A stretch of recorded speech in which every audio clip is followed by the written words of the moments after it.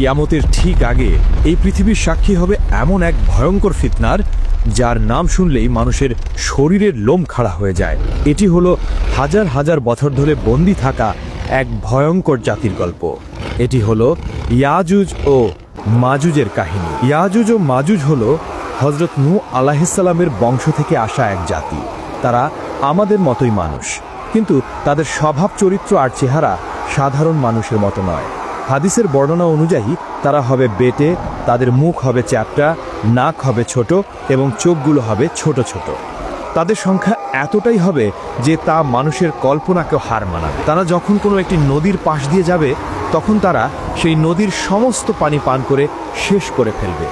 এই জাতি এতটাই ভয়ঙ্কর হবে, একটা নদীর পানিকেও তারা মিনিটের মধ্যে শেষ করে দিতে পারে, নদীকে মরুভূমিতে পরিণত করে দিতে পারে। তাদের প্রধান বৈশিষ্ট্য হলো তাদের সীমাহীন নিষ্ঠুরতা। তারা কোনো এলাকায় ঢুকলে সেখানে প্রাণের কোনো চিহ্ন রাখে না। তারা সেখানকার সব ফসল নষ্ট করে ফেলে, সব গাছপালা উপড়ে ফেলে, সব পশু পাখি মেরে ফেলে এবং নারী পুরুষ শিশু কাউকেই ছাড়ে না। সবাইকে নির্দয়ভাবে হত্যা করে। বহু শত বছর আগে বাদশাহ জুলকারনাইন নামে আল্লাহর এক নেককার বান্দা ইয়াজুজ ও মাজুজের অত্যাচার থেকে মানুষকে বাঁচানোর জন্য দুটি পাহাড়ের মাঝখানে লোহা ও তামা গলিয়ে এক শক্ত প্রাচীর তৈরি করে দিয়েছিলেন। সেই দিন থেকে তারা সেই প্রাচীরের ওপারেই বন্দী অবস্থায় আছে। হাজার হাজার বছর ধরে প্রতিদিন সকালে তারা সেই প্রাচীরটি ভাঙার জন্য কঠোর পরিশ্রম করে। দিন শেষে যখন তারা ক্লান্ত হয়ে যায়, দেয়ালটা প্রায় ভেঙে ফেলার মতো পাতলা হয়ে যায়, তখন তাদের সর্দার বলে, আজকের মতো থামো, বাকি কাজটা আমরা আগামীকাল এসে শেষ করব। কিন্তু আল্লাহর ইচ্ছায় পরের দিন সকালে যখন তারা ফিরে আসে, তখন তারা দেখে দেয়ালটা আবার আগের মতোই মজবুত আর মোটা হয়ে গেছে। তখন তারা আবার দেয়ালটাকে ভাঙার জন্য লেগে যায়। এভাবেই চলছে দিনের পর দিন, বছরের পর বছর, কিন্তু দেয়ালটা ভেঙে তারা বাইরে আসতে পারে না। কিন্তু কিয়ামতের ঠিক আগে যখন পৃথিবীতে হযরত ঈসা আলাইহিস সালাম আসবেন এবং দাজ্জালকে হত্যা করবেন, ঠিক সেই সময়েই আল্লাহ ইয়াজুজ ও মাজুজকে মুক্তি করবেন। সেদিনও তার আগের মতোই সারাদিন ধরে দেয়ালটা ভাঙতে থাকবে। দিন শেষে যখন দেয়ালটা প্রায় ভেঙে পড়ার মতো অবস্থায় চলে আসবে, তখন তাদের সর্দার হয়তো আল্লাহর ইচ্ছাতেই বলে উঠবে, আজকের মতো এখানেই থামো, ইনশাল্লাহ বাকি কাজটা আমরা আগামীকাল এসে শেষ করব। সেই একটা মাত্র শব্দ ইনশাআল্লাহ তাদের হাজার হাজার বছরের চেষ্টাকে সফল করে দেবে। পরের দিন সকালে যখন তারা ফিরে আসবে, তখন তারা দেখবে দেয়ালটা ঠিক তেমনই ভাঙা অবস্থায় আছে। এরপর তারা এক ধাক্কাতেই সেই দেয়ালটা ভেঙে ফেলবে এবং কোটি কোটি ইয়াজুজ ও মাজুজ বন্যার পানির মতো তীব্র গতিতে সারা পৃথিবীতে ছড়িয়ে পড়বে। তাদের আগমনের সাথে সাথেই পৃথিবীতে শুরু হবে এক চরম বিপর্যয়, এক ভয়ঙ্কর দৃশ্য। তারা যখন উঁচু ভূমি থেকে দল ভেদে নামতে থাকবে, তখন মনে হবে যেন পাহাড়ের উপর থেকে এক বিশাল কালো সমুদ্রের ঢেউ নেমে আসছে। তাদের চিৎকারে আর পায়ের শব্দে মাটি কাঁপতে থাকবে।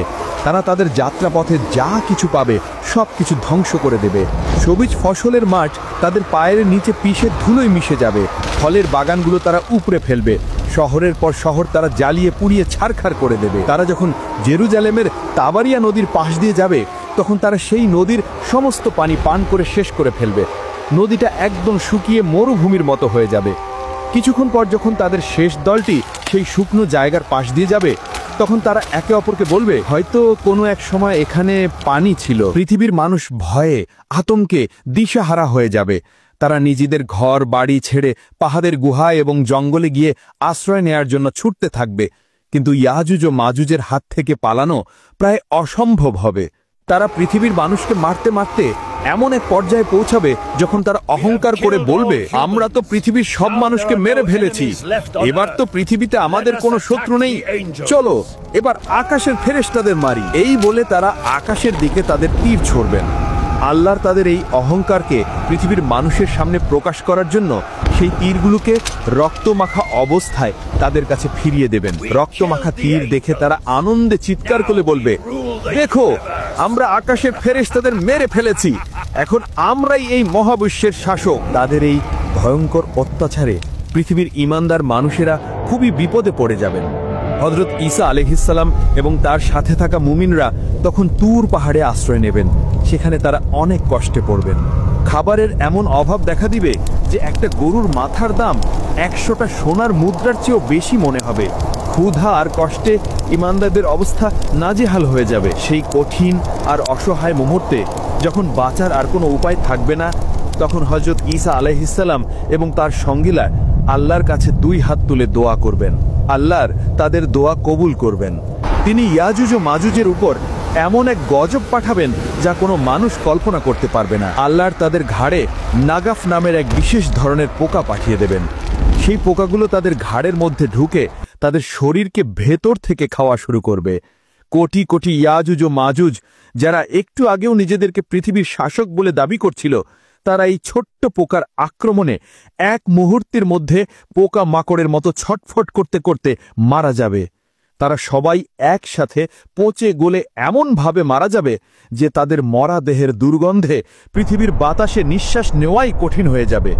তখন হযরত ঈসা আলাইহিসসালাম আবার আল্লাহর কাছে দোয়া করবেন। আল্লাহ তখন উটের ঘাড়ের মতো বিশাল বিশাল পাখি পাঠাবেন। সেই পাখিরা ইয়াজুজ ও মাজুজের কোটি কোটি লাশ তুলে নিয়ে আল্লাহ যেখানে চাইবেন সেখানে ফেলে দিয়ে আসবেন। এরপর আল্লাহ এমন এক রহমতের বৃষ্টি পাঠাবেন যা পৃথিবীর প্রতিটি কোণকে ধুয়ে মুছে একদম পরিষ্কার আর পবিত্র করে দেবে। আর তারপর পৃথিবীতে শুরু হবে এক নতুন শান্তির যুগ, যা আল্লাহর দেয়া বরকতে পরিপূর্ণ থাকবে। এই ভয়ঙ্কর কাহিনী আমাদের এটাই শিক্ষা দেয় যে আল্লাহর পরিকল্পনা আর ক্ষমতার কাছে পৃথিবীর কোনো শক্তিই টিকে থাকতে পারে না। আর ঈমানদারদের জন্য আল্লাহর সাহায্য সব সময় প্রস্তুত, যদি তারা ধৈর্যের সাথে তার কাছে সাহায্য চায়। ইয়াজুজ ও মাজুজের এই কাহিনী যদি আপনার ঈমানকে শক্তিশালী করে থাকে, তাহলে ভিডিওটিতে একটি লাইক দিন এবং আপনার প্রিয়জনদের সাথে শেয়ার করে এই গুরুত্বপূর্ণ জ্ঞানটি ছড়িয়ে দিন। আমাদের চ্যানেলটি সাবস্ক্রাইব করে ইসলামের এমন আরও মহর্তিময় এবং শিক্ষণীয় কাহিনী জানার জন্য আমাদের সাথেই থাকুন।